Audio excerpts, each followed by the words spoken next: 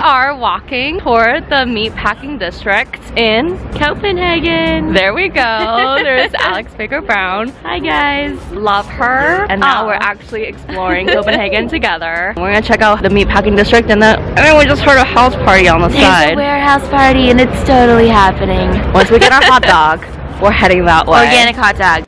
The ultra-popular Meatpacking district is where new restaurants and bars have gentrified the area. NoHo runs as a co-working space during the day, and those after-work cocktails, those are deliciously killer. The crowd is business casual, international, and local, but everyone is beautifully friendly.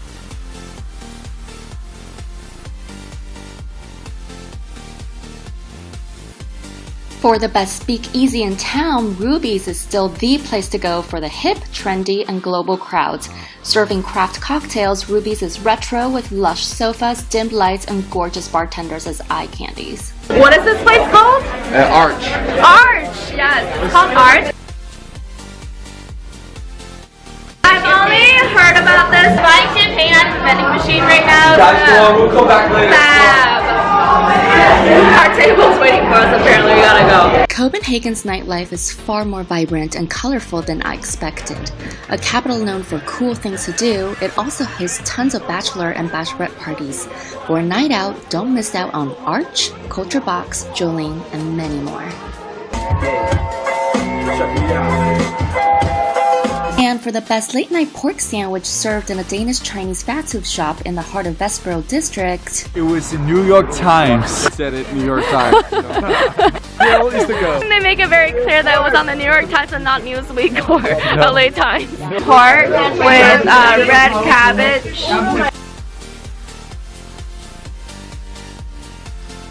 For a truly gourmet meal, stop by Amass, led by San Diego native chef Matt Orlando, whose past includes UK's The Fat Duck and New York City's Per Se. After being Noma's first chef de cuisine, Orlando started Amass to create an incredible restaurant that focuses on terroir and the ever-changing weather with a premium technique that pays the highest respect to nature and ingredients. A completely different approach to Amass, Kokkeriet is a Michelin-star restaurant known for transforming traditional Danish dishes into modern artistic plates. Chef David Johansen took his grandmother's favorites and reimagined them into gastronomic fantasies. Check this out. It's actually super Asia-inspired. As I said, creamy without being too overwhelming. You're tasting all these different flavors in it without being all meshed together. Scallops are from Norway. Scallops are from Norway, relatively local ingredient, cooked with Asian bamboo steamers. Hey guys, this is Sammy, who made up the name of this really impossibly name of restaurant. How do you say it? Hey guys, okay, the Danish version of it is called, hang on, Kokkeriet. Okay, it's actually quite easy. It means the cookery in Danish. You can say Kokkeriet and get away with it too. It means cookery! Cheers guys. So in the kitchen now with the chef David Johansen, and we're about to taste a dessert that looks like a bonfire. Just really quickly, what was in here? Traditional Danish lemon mush, just based on grilled lemons. There is salted caramel, meringue with licorice and a bit of ash to season it, to color it. And the sorbet is made of garden sorrel, and there's a little bit of fresh fennel top. Try to get a little bit of everything, it'll be the best part. It's so good. Like we mentioned before, the Meatpacking district is one of the hottest places to go out in Copenhagen. It's where meat industry businesses used to be. Try Kodenbetten's Fiskebar. It's one of the most prominent restaurants in the area for a cool industrial vibe that serves simple and fresh seafood and meat dishes. Pork skin. Everything's super fresh, super yummy. Drink it with the normal Danish beer. One of the best places to get a quick bite to eat is the Tivoli food market. Over 60 food stands sell incredibly fresh produce to gourmet pastries, staying true to the spirit of Copenhagen's modern cuisine, which honors nature at its most natal and essential state. Each food stall here creates meals that are innovative and tasty. One of our favorites is the Gourmet stand, which serves porridge bowls that combine oatmeals, fruits, yogurt, and whatever else is in season. Okay, I feel really cleansed just being in this organic market. Hola. You're gonna eat the stuff. This is us eating face scrub. Facial scrub. I'm learning a lot. Hey, it tastes good. I told you. Oh my gosh, I just tasted facial scrub. I got something super boring compared to what Alex got. Panini, lots of organic vegetables inside, and a boost. Strawberry and bananas, I heard. So exotic.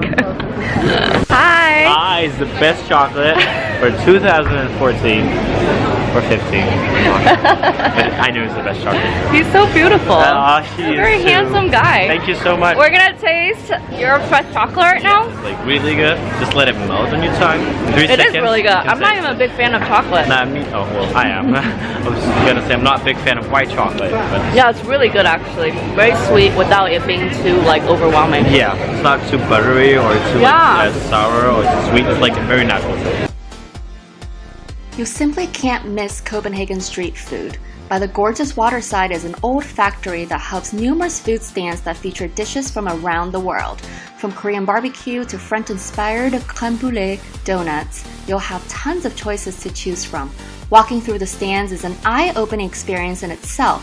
We highly recommend grabbing a meal with a pint of beer and indulge the outdoors by the water with local Danes.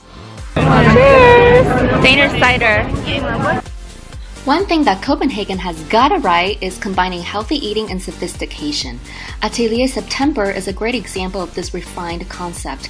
The interior has display of Japanese porcelain art that complements well with a delicious cup of matcha. Natural foods and organic coffee, what a great start of the day! It's like a throwback to Japan. So good. Nyhavn, or Nyhavn, was dug by Swedish prisoners from the Dano-Swedish War. It was meant to be a gateway from the sea to the King's Square, but it became more well-known as a place for sailors and prostitutes to have a good old drunken time. The best way to enjoy it is to stroll through both sides of the canal, then grab a drink by the water with the view of deserted ships. We're now at where the colorful houses are. Gorgeous, look behind me. And on a boat, we see a library. Perfect for geeks like us. We're heading into Christiania. We can't film inside, but at least we're gonna try and film from outside of it. Freetown Christiania is the self-proclaimed autonomous neighborhood. During 1970s, protests broke out against the Danish government. In addition to lack of housing in the city, Christiania became a legal forbidden city. Anarchists, flower power, meditation, yoga, drug trafficking, and social experimentation are all representative of the Christiania spirit. You'll see bars, restaurants, beautiful graffiti that show off a completely different side of Copenhagen. Alright, we're in Christiania.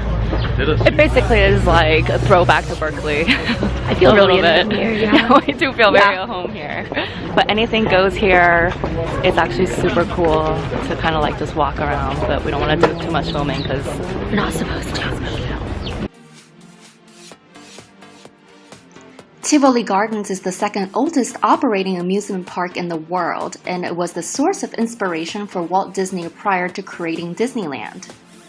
Tivoli Gardens are closed during winter time because it's too cold. So the rides aren't working, but still worth a shot. On the way to the Little Mermaid, you'll encounter Gyfjön Fountain and St. Albans Church, which the locals call the English Church, since it was built for the growing English congregation in the city around 1885. The fountain features large sculptures of animals driven by Norse goddess Gyfjön. The Wishing Well is one of the largest monuments in Copenhagen.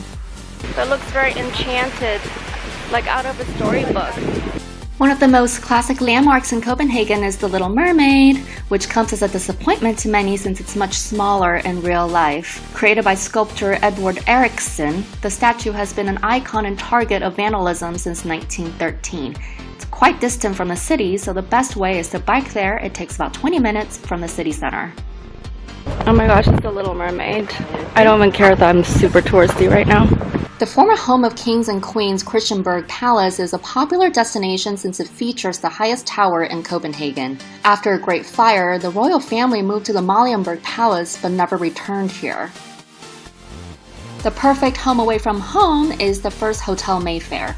Situated in the ultra-popular Vesterbro neighborhood, this boutique luxury hotel has 203 cozy rooms and spacious suites that are equipped with free Wi-Fi and great amenities for every kind of traveler. So we just checked into First Hotel Mayfair. Super sweet spot. The location is really awesome. I just love it because I feel like I'm right in smack middle of the city. Woodwood is a smart combination of avant-garde, streetwear, and high-end fashion. It oozes a minimalistic vibe with outstanding collections of clothing, shoes, and accessories. It even carries its own brand of attire that are reasonably priced. We're now looking for local boutiques designed by Dane. This is like the shopping area in Copenhagen. It's pretty awesome. By focusing on art, design, and fashion, Storm stocks some of Europe and Scandinavia's most artistic brands inside its famous shop. Here you can find a beautifully curated selection of art books, high-end fashion lines for both men and women. It isn't a trip to Copenhagen without a stop by its go-to convenience store, 7-Eleven. This is definitely different than any other 7-Elevens you'll see around the world. For budget travelers, this is great because in Copenhagen, it's super healthy here. So you got organic everything, organic juices, organic cookies. I gotta go and catch a plane, but I just had to show you guys this place. So embedded in the Danish culture are the hot dogs. There are carts on every street corner in Copenhagen. They come with apple ketchup, mustard, chopped and fried onions, and sweet pickles. One last hot dog before I leave. Gotta do it when you're here.